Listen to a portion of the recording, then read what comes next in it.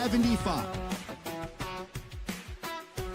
So what grinds my gears is having to sound like Get Off My Lawn guy all the time. Is it just me? Maybe I'm the idiot? Please let me know.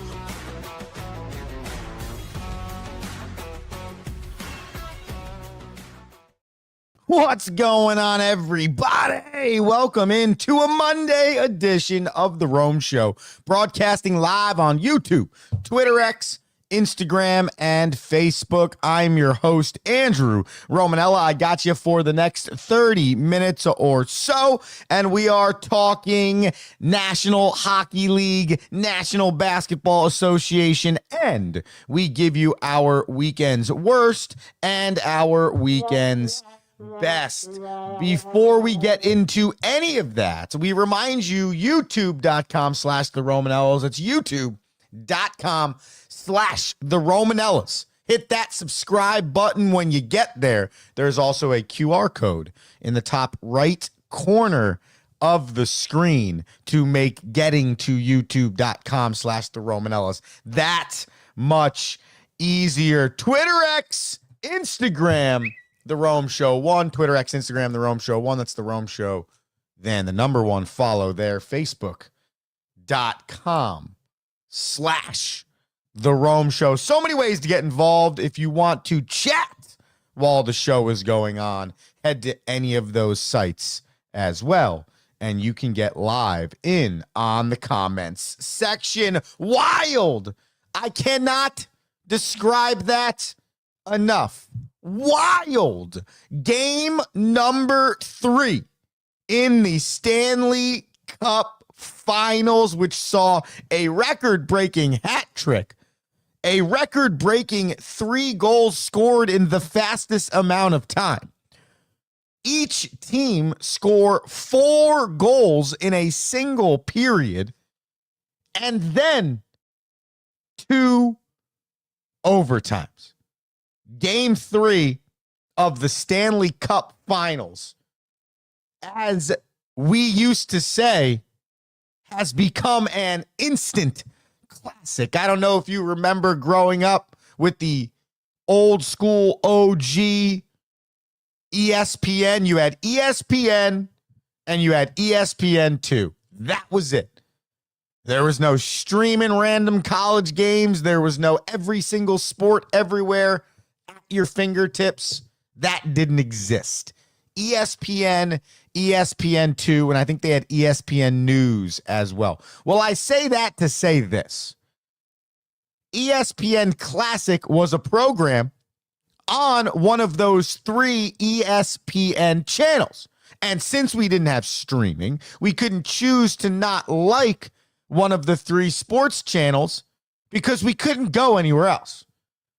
It wasn't, oh, I'm not a huge fan of what's going on ESPN right now. It's 1997, 98. I'm just going to flip it over to Fox Sports Net. That wasn't a thing, okay? ESPN Classic would show you all of the old games that were classics. And because of ESPN Classic, the terminology or the statement came about, that's an instant classic. That game is an instant classic. And the other part of the allure of the classic watching is because we didn't have the ability, well, now we do, of course, to go back and just watch that game. If you didn't DVR it, okay, there was probably not going to be a rerun of it. And if it was a rerun, you also had to be at the TV at that exact time to watch that game. Okay. Wild to think how far we've come. But the bottom line is that's still an instant classic. That's still a game that instantaneously becomes one of the best Stanley Cup Finals games in the history of the National Hockey League. I obviously haven't been alive for the 100 years of the Hockey League, but I can tell you in my 35 years of watching it, that is up there in terms of Stanley Cup Finals games. And it's crazy because you had almost everything, okay? Must you not forget that technically in the second period of this game, the Vegas Golden Knights, they scored 6 goals. Okay? The period might have ended 4-0 Vegas, but it was 6-0 based on the amount of pucks that hit the back of the net. Okay? 6 goals in one period, but then the first 2 were called back. It went 1-0 back to 0-0, 1-0 back to 0-0. Then it went 1-0 own goal off of Carolina, hat trick Mitch Marner, 4th goal before the period ended, all in 10 minutes. Before you could blink to start the third period, you were sitting there going, what the hell just happened in the last 25 minutes? Because period number 1 was a 0-0, 8 shots on one side, 5 shots on the other, traditional AF hockey game. The announcers said it at one point. It feels like both teams are feeling each other out. Well, the second period hit, and Vegas was done in the feel-out process. Vegas was ready to go. And both calls, rightfully so, should have been called back. Officiating made the right decisions on both calls. Okay. And now you go on a Mitch Marner hat trick spree. But that's not where it stops, because Frederik Andersen is then pulled at the end of the second period. So to start the third period, Bussy is in net for the Carolina Hurricanes. This is a guy that has not played in a hockey game in 2 months and is now in the Stanley Cup Finals. What does Brandon Bussy get posed with first? What's his first task coming in for Frederik Andersen? It is to stop a Mitch Marner penalty shot, because Marner gets slashed on a breakaway and gets awarded a penalty shot while Carolina was on a power play, by the way. Bussy comes in and he stops Marner on the breakaway, and then 10 minutes later, it's a 4-3 game. En route to, though losing the game, forcing his team into double overtime, Brandon Bussy made 18 saves in a row before the game winner went in double overtime. The man hadn't played in a National Hockey League game in 8 weeks. I got to be honest with you. Brandon Bussy is simply the best. That is the overall best thing I saw all weekend, hands down, bottom line. Listen, man, I think you got to go back to Frederik Andersen in today's game, okay? Or, excuse me, tomorrow's game, okay? Because that is the man that has gotten you there. Now, it was a bad game, but everyone has a bad game, and every goalie has been pulled before, okay? But I think you got to go back to Andersen. But Rob Brendamore made the absolute right decision. Get him out of here. This is an onslaught. Do I think he thought his team could come back into the game? Yes. Do I think he thought his team was coming back with 4 goals in the third period? 3 in 39 seconds? And then 1 with less than 3 minutes remaining. I think there was like 1:43 on the clock or something like that. 1:42 maybe. Unbelievable. And the crazy part about the game tying goal for Carolina is it was a scrum that was in the crease. Carter kind of gets hit. The goal gets poked into the net. And John Tortorella's got to stand there and say to himself, should I challenge this thing? And ultimately, he decides not to, because the rule in the National Hockey League is if you challenge and you lose, it is a 2-minute delay of game, penalty. So if John Tortorella at that time in the third period had challenged goalie interference on the game-tying goal, though the win of the challenge obviously now puts Vegas 100 seconds away from winning and going up 2-1 and not squandering a 4-goal lead in the third period. But losing is the ultimate consequence, because then they'll receive a power play for the remainder of regulation and then the first 18 seconds of overtime if they didn't score. And all of a sudden, obviously, you've now blown a 4-goal lead, but what hurts more, blowing the 4-goal lead and never getting a chance in overtime to even win this thing, or get to the third period intermission, say to yourself, yes, there's no way we should, in a million years, at home, be in this position, having blown a 4-goal lead. However, we did it. It's gone.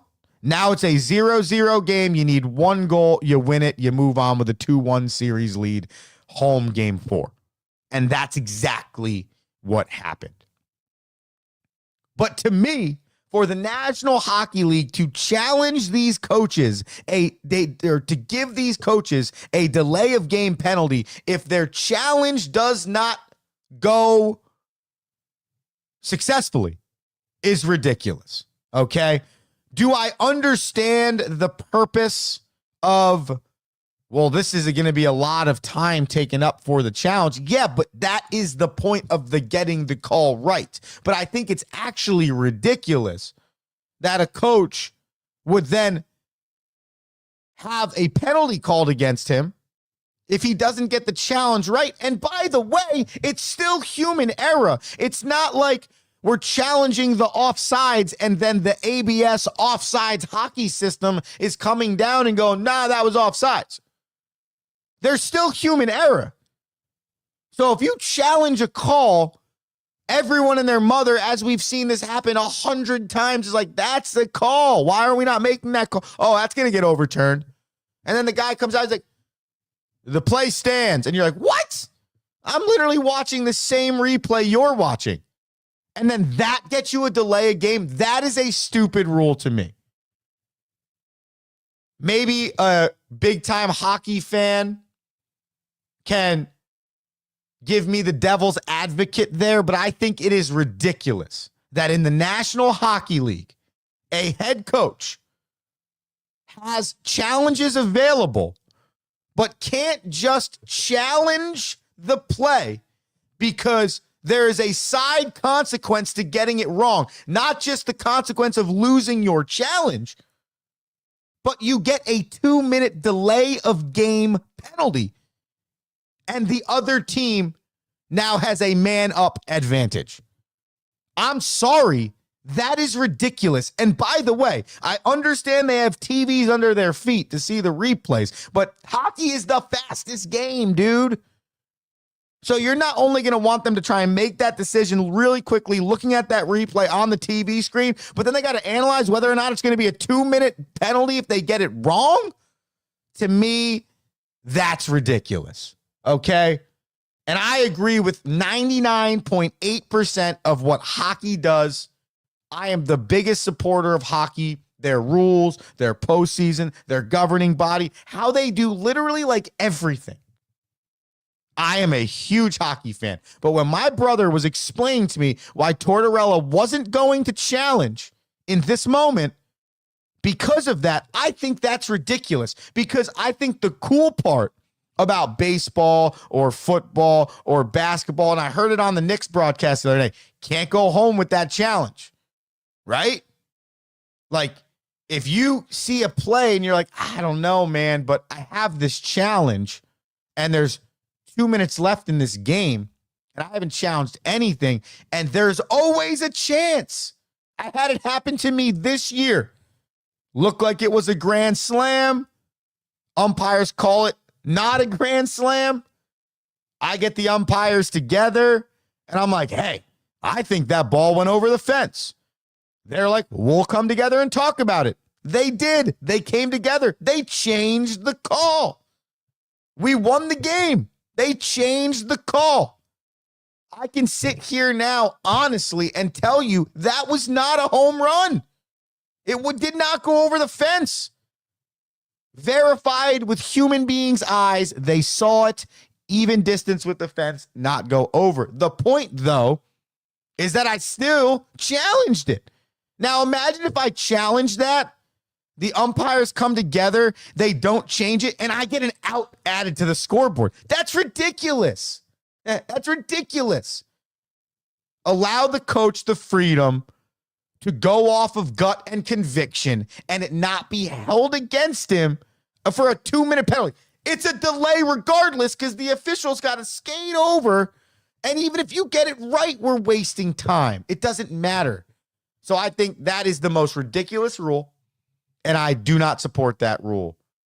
And man, I got to imagine it changes a lot. And I'm sure there's a lot of calls that are missed or should be overturned and aren't because the coach is like, well, I think, but I can't afford to delay a game here. And to me, that is the opposite point of the challenge. Do I think you should just be challenging the challenge? No, I get that too, but you only have 2 of them.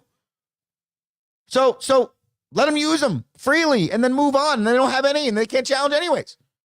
But I think the delay a game attached to a challenge. So you're essentially telling a coach that a coaching decision, okay, is now, it can hurt their team, but not like, oh, I put the wrong goalie in and we lose 5-1. No. If I try to help and I don't, I'm actually hurting you. Like, that's ridiculous.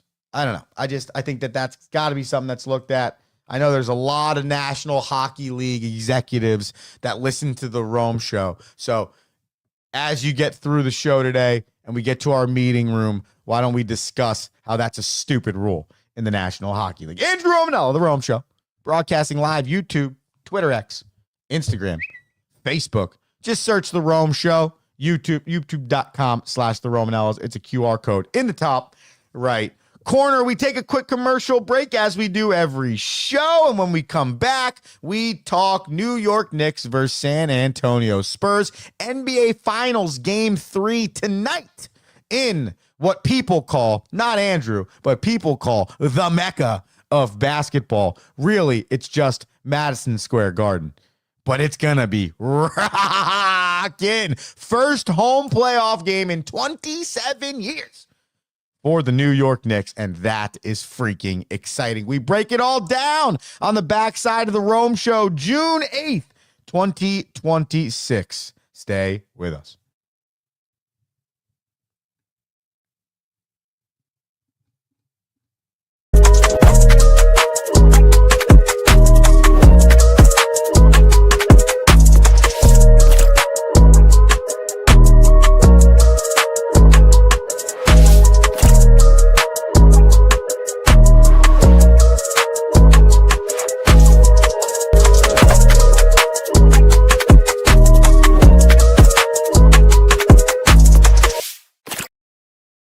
What is one thing every great leader has in common?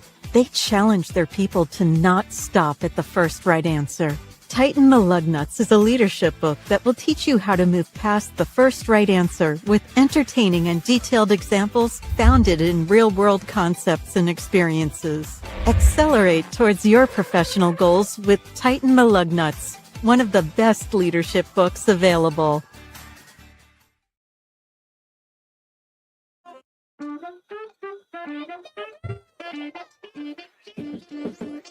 Yeah, went through the Rolodex intros right there. That was kind of fun, though. Got a banjo in there. Heard something else. But nah, we'll go with the traditional. Welcome back into the Rome Show. I'm Andrew Romanella.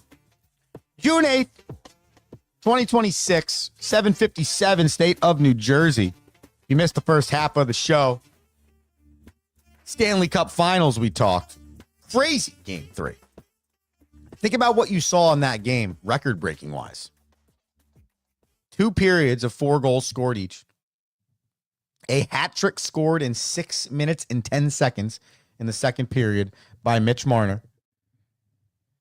And 3 goals scored in 39 seconds by the Carolina Hurricanes in period 3. Just Wild stuff. On the hardwood, also known as the NBA Finals, the New York Knicks take a 2-0 series lead into game number 3 in New York City tonight. The Knicks, who were able to beat the Spurs in San Antonio, they came back from down 14 in game 1, and they avoided squandering a 14-point lead in game number 2. Come into this game at home, favorite by 2.5. Now, in games 1 and 2 on the road, the Knicks were underdogs by, depending on which site you were looking at, 4.5 to 6.5 or so. Okay. Now at home, they're favorites by 2.5. And I think this should tell you a lot, though, about where Vegas really does still feel that San Antonio is as good as we believe San Antonio was advertised to be. Coming into the postseason, everyone, their mother, their brother, their sister, their cousin, their whoever, believed the San Antonio Spurs were the second best team behind the Oklahoma City Thunder. And I would also go as far as saying there's probably a lot of people that believed either the Detroit Pistons or the Boston Celtics were the third and fourth best teams behind the Oklahoma City Thunder and the San Antonio Spurs. I would go a step further. I'm not going to, but to give you a glimpse into it, there's probably people that thought the first 4 teams in the West were better than any team in the National Basketball Association. Nonetheless, that just is me telling you that not that many people, not a lot of buzz about how the New York Knickerbockers could win the NBA Finals, and rightfully so. I've said this a bunch. There's actually a clip from the Open where the title underneath me talking is Knicks collapse. I mean, think about what we watched happen in the first round in the first 3 games. Just like I saw a tweet the other day of the CJ McCollum shot, and it was like, the Knicks have not been the same since this. And it's like, yeah, that was the switch turning point that turned this team into 13 straight victories and now 2 games away from an NBA championship, their first one since 1973. Okay. So Vegas is still taking a second to get off of the San Antonio train. It's the only reason why at home, after being underdog twice on the road by 4 or more points, they're not even close to being favored. Or excuse me, they're only favored by what feels like a pick'em. It's not like they are a major favorite. A lot of word favorite there. My fault. There's the dyslexia. Bottom line is, I don't think this series is over.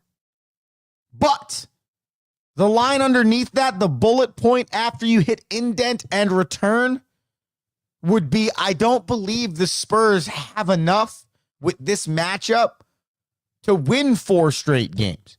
Because the only series I keep thinking about right now is the Phoenix Suns and the Milwaukee Bucks. I think it was 2021. I just remember Chris Paul and Devin Booker, they go in 2-0 series lead. It really looked like there was going to be no chance for the Milwaukee Bucks. And then in typical Phoenix Suns Chris Paul fashion.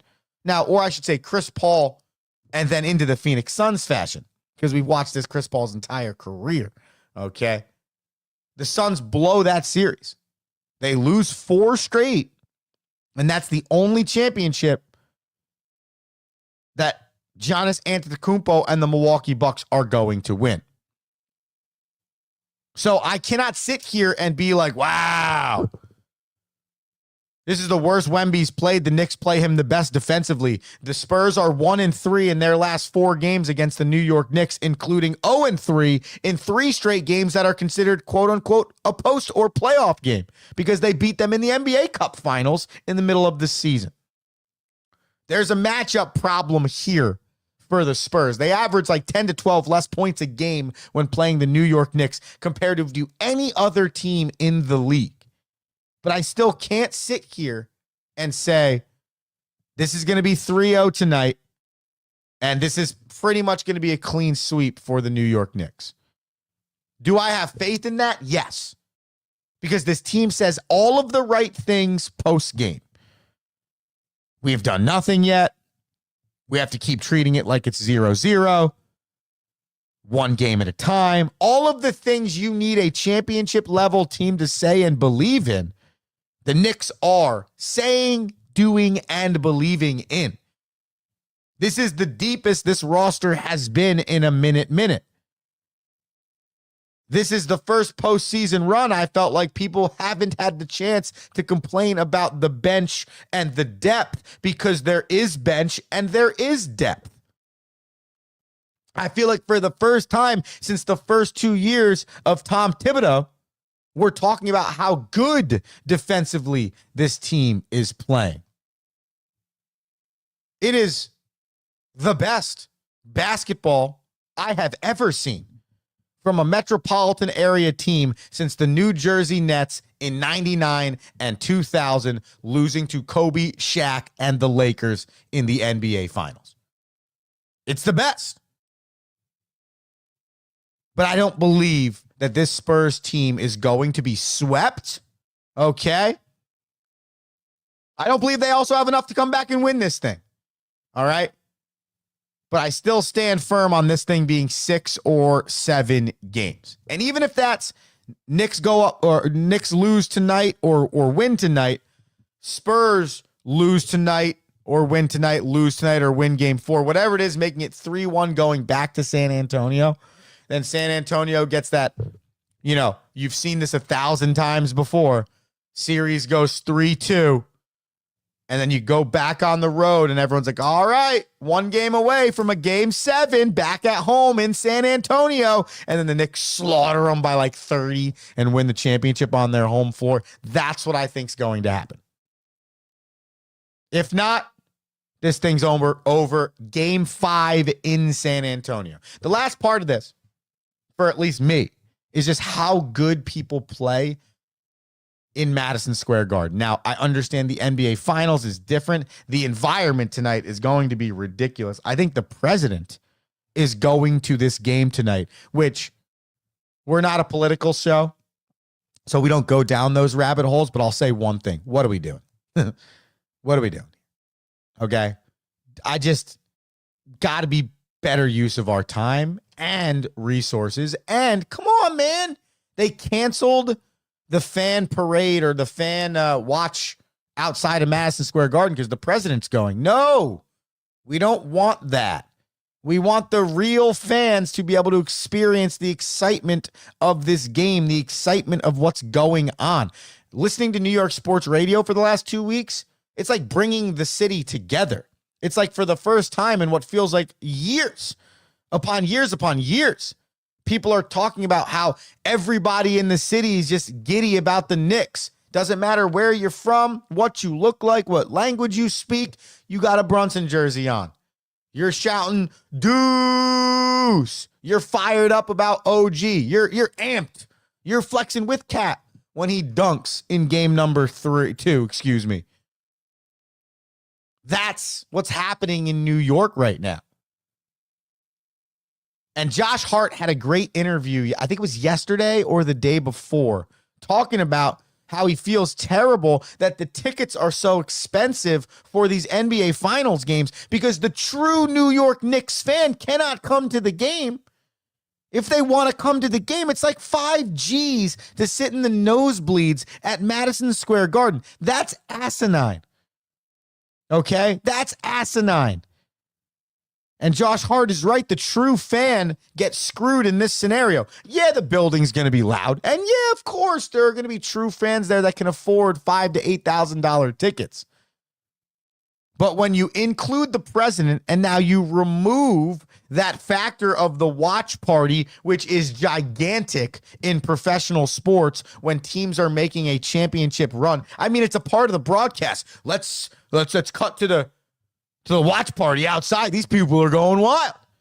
So you cut that. It's already overly expensive to go to these games. That, I agree, is the only thing that bothers me right now about the state of professional sports. When your teams that are founded on the low people, Just the people that truly love the team, for the team, that's it. They get no notoriety for it. No one outside their friend group knows that they're a super fan of this team. The players don't know who they are. The front office has no idea. They spend their hard-earned money to support the team. And then when the teams get into the most important moments, the winning moments, the coolest moments to be a part of the game as a fan, we outprice the true fans. The true fans of the teams cannot even afford to go to the games. And then in a scenario like this, we add a secondary factor that now doesn't allow the true fans to even come to the Garden and be a part of one of the coolest times in their life. We have to reevaluate what is going on in professional sports. We have to reevaluate what is going on in the ticket market when it comes to these big games. It should not feel like you are burning months of your hard-earned money and your salary to go to a sporting event. I don't care if it's the Super Bowl. I don't care if it's the NBA Finals. I don't care if it's the World Cup, which tickets seem to be coming up cheaper than the NBA Finals. I don't care. In my opinion, there is no world where any ticket for any sporting event should be over $1,000. I'm sorry. I don't care what luxury suite the Yankees built or where I'm sitting in Madison Square Garden or what stadium I'm in what VIP section. That doesn't equate to me. That was not the reason that sports became sports. And I understand it's a business. And I understand the main goal, bottom line for a business is make money. I also understand that. But sports is entertainment. Sports is for the fans. We cannot outprice the fans. Because then what's the point of playing home games? It's only going to go up unless someone does something.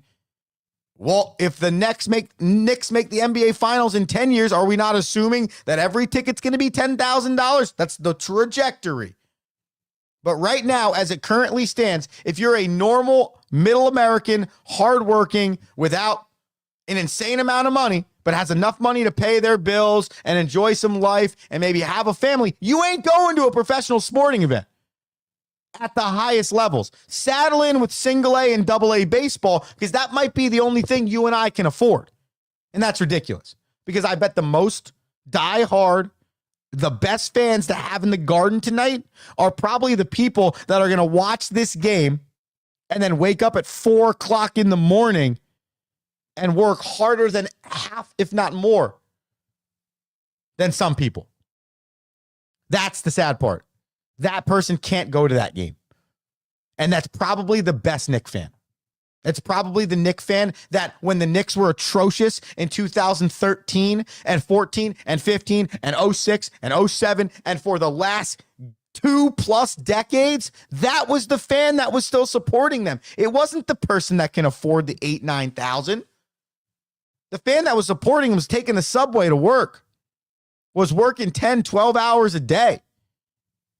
That was the fan that was supporting the New York Knicks. We need to allow the true fan to still be able to be a part of the true fan experience, which is going to the games. I am going to take the Spurs at the +2.5 tonight. It might not be a fully popular opinion.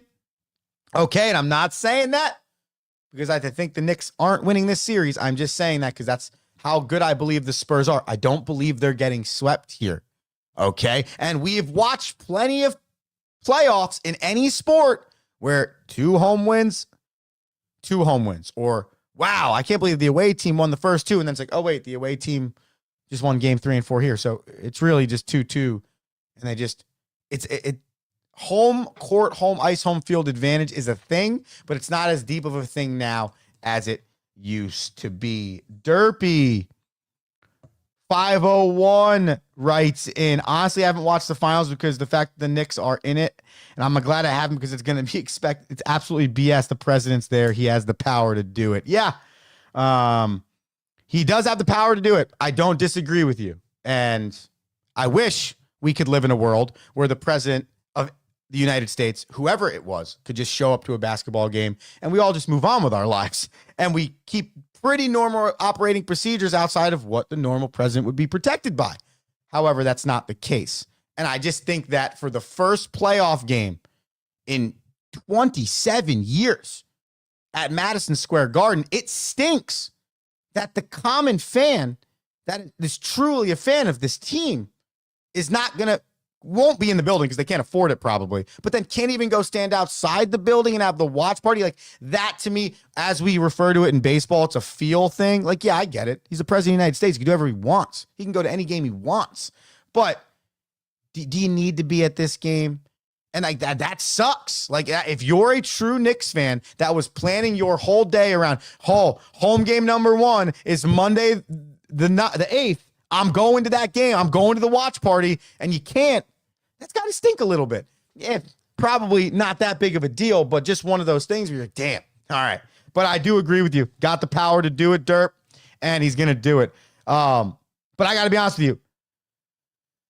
It's been a good finals. It's been a good NBA playoffs. I've been saying it. I think I am the leader of the NBA playoff charge and how good it has been. There's still things. My dad and I have been talking about the officiating. I'm not going to go down that road right now this deep into the show. I want to finish weekend's worst and weekend's best, but the officiating is a whole nother tangential podcast we can go on when talking about the NBA post season. All right, we gave you one weekend's best already. That was Brandon Bussey. Let's give you a weekend's worst. That's gonna be the USC Trojans baseball team. It was a tough weekend for the University of Southern California baseball team. They went to Chapel Hill for the regional against North Carolina, with which they took a 1-0 series lead. However, they lost game number 2, and in the if necessary game number 3, unfortunately, North Carolina, down 2 in the bottom of the 9th, finds a way to score 2 and walk off the Trojans for the super regional victory and the chance to head to Omaha. That would have been USC's first time in Omaha in a really long time. And to go from up 1-0 in the series to then lose game 2. Okay, if necessary, game 3's here, and then you're leading that game in the 9th and you blow it, that's got to be devastating. That is number 1 on the worst of the weekend. Number 2 stays in the same boat because the NCAA college baseball regionals and super regionals this year have been electric. I made the point, the Rome Show won. Twitter, Instagram, whatever, follow it. We made the point last week. We believe it's the best postseason in all of college sports. Well, it's proving to be that way right now. Well, how about the Mississippi State-Georgia game? Mississippi State was undefeated in games they were leading by 7 or more runs. They had a 7-0 lead against Georgia in game 1 of the Super Regional. They blew that. They blew that lead.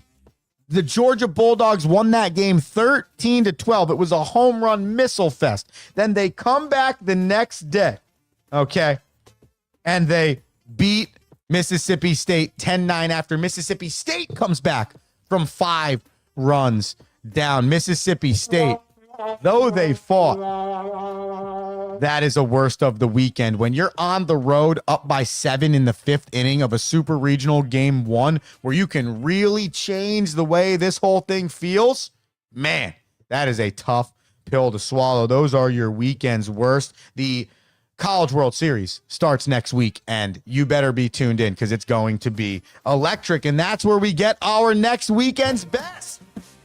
And simply the best. Yeah, that's the Troy University Trojans, baby. Troy University not only hosted their first super regional. They won the super regional. They broke their field's attendance record and now are going to the first College World Series in the history of Troy University's program. They defeated Arkansas Little Rock in game 1 and game 2. The previous attendance record for Troy baseball was 3,982. They shattered that record at Riddle Pace Field in game 1 of this super regional with 6,426 people coming to Riddle Pace Field to watch Troy defeat Little Rock. The non-Power 4 school is still alive in college baseball, baby. Last year, it was Murray State. This year, it is Troy. And by the way, okay, there are 8 teams that make it to Omaha every year in the Division I Men's College World Series. Did you know that 23 of the 24 teams going to Omaha this year were not in either of the last 2 College World Series? The only team since 2024 to go back twice is North Carolina, who we just mentioned was able to defeat USC in 3 games. But 2024, 8 different teams. 2025, 8 different teams from that. 2026, 8 different teams from that. 23 new teams have gone to Omaha in the last 3 years of the Men's College World Series in baseball. The parity in college baseball is real, and it is still alive. Let's continue. Yeah, and that's Mitch Marner for what he did in the second period of that game the other day. It was a 3-goal hat trick in 6 minutes and 10 seconds. Mitch Marner had an awesome weekend, a huge game 3. And I saw this stat yesterday and I said, oh my God, is that a real statistic? And it is. During his tenure with the Toronto Maple Leafs, Mitch Marner scored 10 playoff goals. Okay? Multiple years. 1 season he has been with the Vegas Golden Knights. He has 10 playoff goals, including 2 hat tricks in this postseason. Close your ears, Toronto Maple Leafs fan, because Mitch Marner is. And Vegas is hoping he can keep that going tomorrow night, looking for a Game 4 victory at home. Finally, Nelly Corda. Oh, yeah. 4th major victory. First U.S. Women's Open. 2nd major victory of the season. And her 19th victory on tour this season. Nelly Corda is shaping up to be not the Scotty Scheffler of women's golf, the Tiger Woods of women's golf. I remember growing up, Annika Sorenstam was huge and won, like, I felt like every tournament. Michelle Wee was in there a little bit. I think that was her name. Now, I feel like the parity has spread. Over the last 10 to 12 years in the LPGA Tour, there really hasn't been one singular player to just dominate until the last few years where Nelly Corda has just taken off. There are 5 majors in women's golf this year. She's won the first 2, the Chevron a few weeks ago, and now the U.S. Women's Open. There are 3 more remaining. And she's already got 8 starts this year, 3 wins, 4 second-place finishes. Nelly Corda is not maybe just the best women's golfer in the world, the best golfer in the world right now. She is unbelievable. Shout out to her. She is.